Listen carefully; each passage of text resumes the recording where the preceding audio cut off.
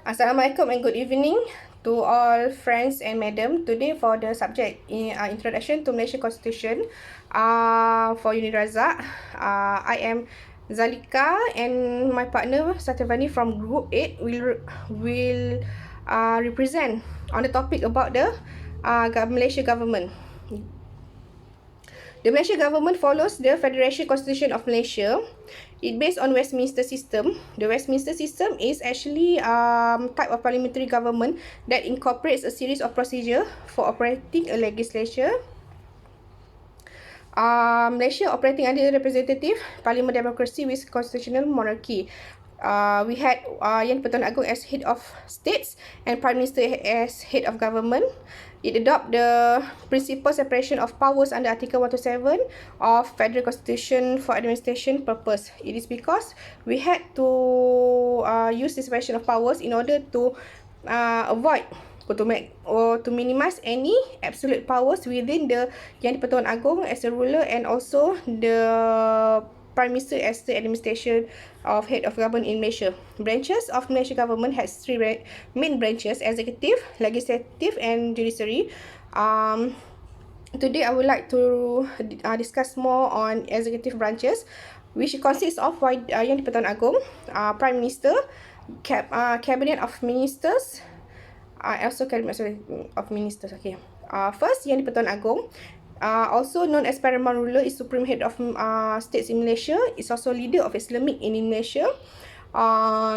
Supreme commander of armed force under Article 41 of Constitution, which means he had the highest rank of officer in military chain. The monarchy rotating system, we select the new Yang di-Pertuan Agong every 5 years within 9 state royalties that has the ruler. The other four didn't have the chances to become the Yang di-Pertuan Agong because they have not have Sultan or Raja.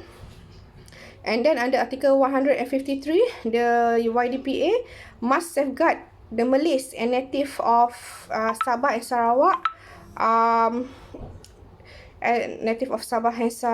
and legitimate interest community. So Yang di-Pertuan Agong actually has more power in constitutional aspect rather than administration of government. It follows the provision of Article 39 and 40 of the Constitution. To carry out its rules, it need to have advice of the Parliament and also the Prime Minister. Yang di-Pertuan Agong has power to dissolve the Parliament.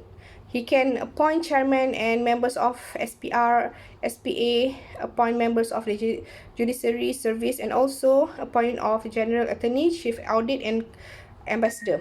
While the Prime Minister follows is the head of government in Malaysia. The real executive power in Malaysia lies under cabinet that is led by the Prime Minister. Means Prime Minister has power in the administration of the affairs of Malaysia, while the Yang di-Pertuan Agong have more power in constitutional aspect. Prime Minister will appoint by Yang di-Pertuan Agong after getting command of majority in cabinet after the election that held every 5 years.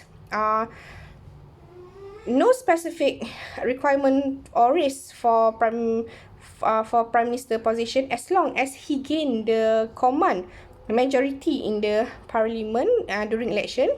But for a person who is citizen of naturalisation or registration under Article of 17 cannot be PM. To be Prime Minister, you had to be a citizen by birth in Malaysia, not by some kind of permanent resident or whatever. And then the Prime Minister roles is to answer the Yang di-Pertuan Agong on matters that concerning the government.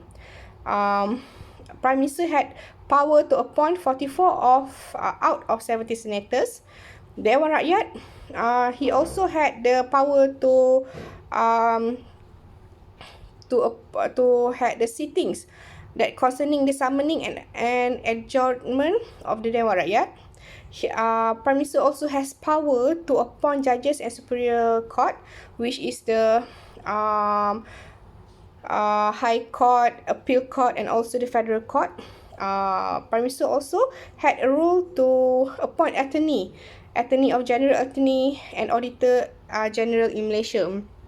He also has the roles to appoint the chairman and members of the Judicial and Legal Service of Commission, Police Commission, Education Service Commission, National Finance Council, Armed Forces Council, and also the Election Commission. He also has the power to appoint the governors of Malacca, Penang, Sabah, and Sarawak. The third main in the executive is the cabinet. Consists of all ministers of different all ministers of different portfolio. Must be a member of parliament that is choosing the members among the members of both house in parliament, which is the controlling or the one that actually the opposition side. And then the cabinet need to carry out the executive task by the Yang di-Pertuan Agong. Cabinet is also the highest policy making in federation. Is carry out and control different function of ministry that is governed in Malaysia. Ministers also will be appointed by Yang di-Pertuan Agong as the name is selected by Prime Minister. Yang di-Pertuan Agong had to approve or by advice of Prime Minister to select the list of cabinets. Okay. Thank you.